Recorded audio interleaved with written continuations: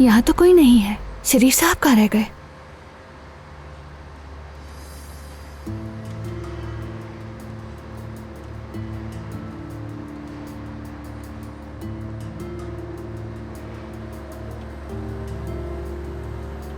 खुश आमदीद ऐसा।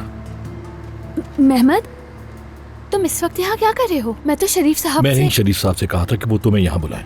मैं तुम्हें सरप्राइज देना चाहता था। तुम खुद को समझते क्या हो? हाँ, मेरे साथ कोई खेल खेल रहे हो?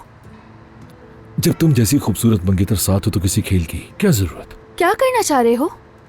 एक तरफ तुम मेरी कॉल्स का जवाब नहीं देते, दूसरी तरफ मंगने का इंतजाम कर रहे हो। इस तरह मुझसे पूछे बगैर तुम... मेरी जान, थोड़ा रिलैक्स, आराम से बात करो। और अगर वैसे भी यहां किसी को हिसाब लेना है तो वो मैं हूं।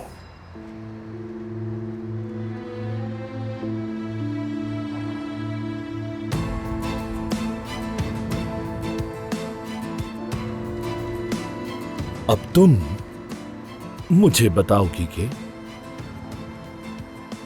ये सब क्या है?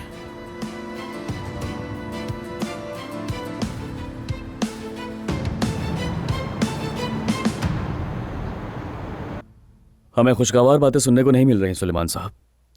कुछ लोग कीमतें तोड़ने की कोशिश कर रहे हैं। क्या आपको इस बारे में कुछ मालूम है? नहीं उमर साहब, मतलब मार्केट में तो हमेशा हलचल मची रहती है। हर कोई किसी न किसी के मद्दे मुकाबिल होता है, लेकिन ऐसी कोई बात नहीं है। यानी कोई हमारे साथ साजिश कर रहा है। आप जानते हैं, जो हमारे साथ काम करता है वो हमेशा मुतमईन रहता है। हाँ, ये तो सच है बिल्कुल। लेकिन याद रखिए, जो थोड़े से फायदे के लिए हमें धोखा देता है वो उसका खामियाजा भुगतता है। मार्केट में हमारा काम सबके सामने है। अगर मुझे कुछ पता चला तो जरूर बताऊंगा। बहुत शुक्रिया।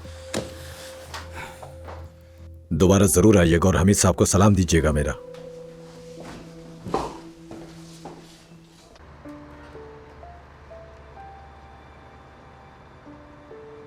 मैंने सब बता दिया मेहमद। उमर सामने आया तो एहसास हुआ मैं उसे ही चाहती हूँ। इससे ज्यादा तुमसे क्या कहूं मैं? जो हमारे बीच था उसका क्या? अगर उमर ना होता तब भी हम साथ नहीं रह सकते थे। और मेहमद, मैं तुमसे पहले भी कह चुकी हूँ कि मुझे तुमसे अलग होना है और तुम हो के... मतलब मेरे कजन उमर से ताल्लुक बनाने के लिए? अगर वो हादसा ना हुआ होता तो हम कब के एक साथ होते। मैं तुमसे इस तरह कभी ना मिली होती। आयजा, उमर तुम्हें मुझसे ज्यादा नहीं चाह सकता। वो खुद के सिवा किसी से मोहब्बत नहीं करता। तुम उसे ठीक से जानती भी नहीं, तुम उसके लिए एक वक्ती शौक हो। लेकिन मैं तुमसे पागलों की तरह मोहब्बत करता हूं। मैं तुम्हें जिंदगी भर खुश रखूंगा। मेहमद, तुम ये क्या कर रहे हो? तुम मेरी बातें क्यों नहीं सुन रहे? मैं सिर्फ उमर से मोहब्बत करती हूँ और वो मुझसे। प्लीज मेहमद, तुम भी मेरे फैसले की इज्जत करो। मेरे इतना कुछ कहने के बाद भी तुम्हें मेरी बात क्यों समझ में नहीं आ रही?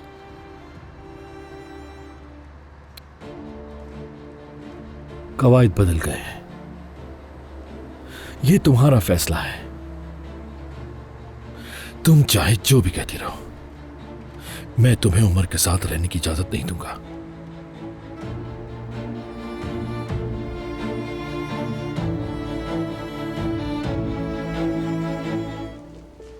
उमर साहब, 1 मिनट रुकिएगा।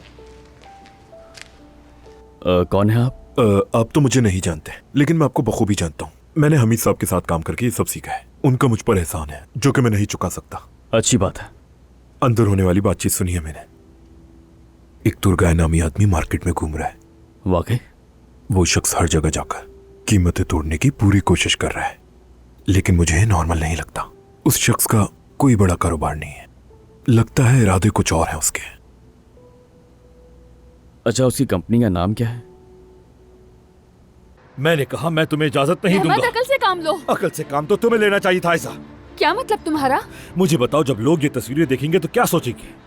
सबको यही लगता है कि तुम मेरे साथ हो, लेकिन तुम तो चुपके से उमर से इश्क लड़ा रही हो। और मेरे चचा, वो क्या सोचेंगे जानती हो? कि उनका लाडला बेटा उनके भतीजे की महबूबा के साथ। या फिर तुम यूं कह लोगे, जिस लड़की को उनका भतीजा बहू बनाकर ला रहा था, कुछ ही हफ्तों बाद पता चलता है कि वो लड़की उनके बेटे की महबूबा है। एक बात जान लो आयशा, हर किसी का दिल इतना बड़ा नहीं होता। मेहमद, बहुत हो गया। लेकिन मैं ये बात उन तक नहीं पहुंचने दूंगा, क्योंकि उनका दिल बहुत कमजोर है। अगर वो ये सब कुछ जान गए तो वो ये बर्दाश्त नहीं कर पाएंगे। वो इंसान तुम्हें अपना बेटा मानते हैं, तुम उनके साथ ऐसा कैसे कर सकते हो? क्या मैंने क्या है ये सब कुछ? बोलो। ये फैसला तो तुम्हें करना है आयजा, और इसके अंजाम की जिम्मेदार भी तुम होगी। या तो तुम मेरे साथ मंगनी करो और ये बातें भुलाकर मुस्तकबिल की तरफ देखो, या फिर जिससे तुम मोहब्बत करती हो उसके बाप के मौत की जिम्मेदार बन जाओ।